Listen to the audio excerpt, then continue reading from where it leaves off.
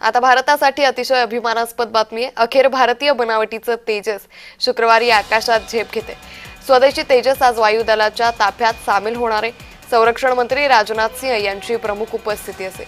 त्यामुळे अखेर भारतीय बनावटीचं तेजस हे आकाशात झेपावतंय। भारतासाठी ही अतिशय अभिमानास्पद गोष्ट आहे, कारण MiG-21 नंतर आता तेजस हे भारतीय बनावटीचं विमान आज आकाशात झेपावतंय।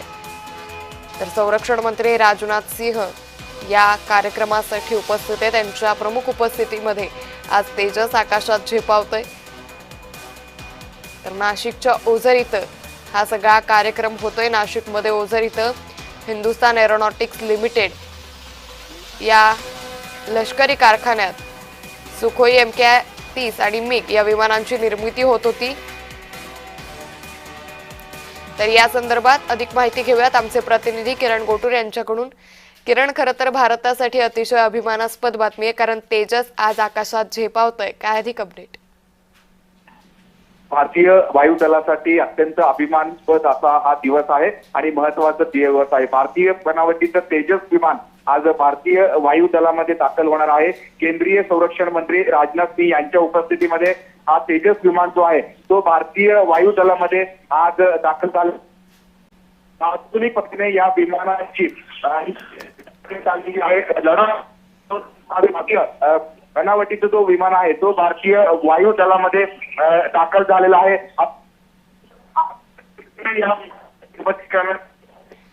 विमान जे आहे ते 50,000 फूट उंच जे आहे ते उडू शकतो, इतकी क्षमता या विमानाची आहे। त्याच पद्धतीने 2000 किलोमीटर प्रति तास वेगाने हे जे विमान आहे ते आकाशामध्ये झेपावू शकतो, इतकं आधुनिक पद्धतीने या विमानाची जी आहे ते निर्मिती करण्यात आलेली आहे। आणि त्याच पद्धतीने तेजस विमान जे आहे ते आकाशामध्ये जे इंधन सुद्धा करू शकतो, इतकं हे तेजस विमानाची क्षमता जी आहे ती आहे। आणि आज या विमानाचं जे आहे ते भारतीय वायुदलामध्ये आगमन होत आहे।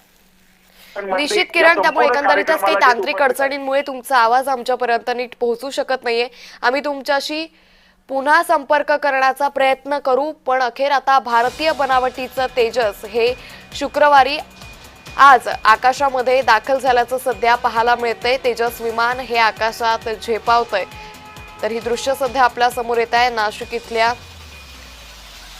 या लष्करी कारखान्याच्या इथली, की भारतीयांसाठी आता अतिशय ही अभिमानास्पद बातमी आहे, कारण तेजस आज वायुदलाच्या ताफ्यात सहभागी झालेले आहे। संरक्षण मंत्री राजनाथ सिंह यांची यावेळी प्रमुख उपस्थिती आहे। नाशिक इथल्या ओझर इथं हिंदुस्तान एरोनॉटिक्स लिमिटेड या लष्करी कारखान्यात सुखोई MK-30 आणि MiG या विमानांची निर्मिती होत होती। आता याच ठिकाणी स्वदेशी बनावटीच्या तेजस या लढाऊ विमानांच्या बांधणीचं काम सुरू आहे। तर संरक्षण मंत्री राजनाथ सिंह यांच्या प्रमुख उपस्थितीत हे पहिलं तेजस विमान आज वायुदलात सहभागी झालेले आहे। तेजस विमानांची निर्मिती करण्यासाठी 150 कोटी रुपये खर्च करण्यात आलेला आहे। तर तिसरी प्रोडक्शन लाईन या तेजस विमानाच्या निर्मितीसाठी टाकण्यात आली। तर याचं उद्घाटन राजनाथ सिंह जे भारताचे संरक्षण मंत्री आहेत त्यांच्या हस्ते होत आहे। त्यामुळे एकंदरीतच आज भारतीय लष्करासाठी, वायुदलासाठी आणि प्रत्येक भारतीयासाठी ही अतिशय महत्त्वाची बातमी म्हणावी लागेल। तेजस विमान आता आकाशात झेपावतंय। संरक्षण मंत्री राजनाथ सिंह यांच्या प्रमुख उपस्थितीमध्ये तेजस हे विमान आकाशात झेपावतंय।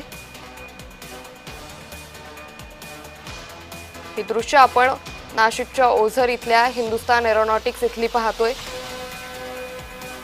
तर अगदी काही वेळातच तेजस हे विमान आकाशात झेपावलेले आहे। नाशिक मधल्या ओझर इथं हिंदुस्तान एरोनॉटिक्स लिमिटेड या लष्करी कारखान्यात तेजसची निर्मिती करण्यात आली। सुमारे 150 कोटी रुपये खर्च तेजस या विमानासाठी करण्यात आलेला आहे। आणि खरं तर भारतीयांचं गेल्या काही दिवसांपासून या विमानाकडे लक्ष लागलेलं होतं। तेजस हे हिंदुस्तान एरोनॉटिक्स लिमिटेड म्हणजेच नाशिकमधल्या HAL इथं विकसित करण्यात आलेलं एक भारतीय बनावटीचं लढाऊ विमान आहे, जे भारतीय दलासाठी तयार करण्यात आलेलं आहे।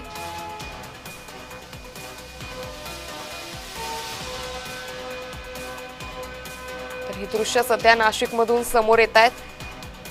भारतीय कंपनी हिंदुस्तान एरोनॉटिक्स लिमिटेड इथं हा इतिहास घडताना सध्या आपल्याला पाहायला मिळतोय, कारण भारतीय स्वदेशी बनावटीचं तेजस MK-1A हे लढाऊ विमान उड्डाणासाठी आता सज्ज झालेलं आहे।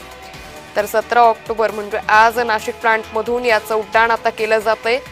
स्वतः संरक्षण मंत्री राजनाथ सिंह यावेळी उपस्थित आहे।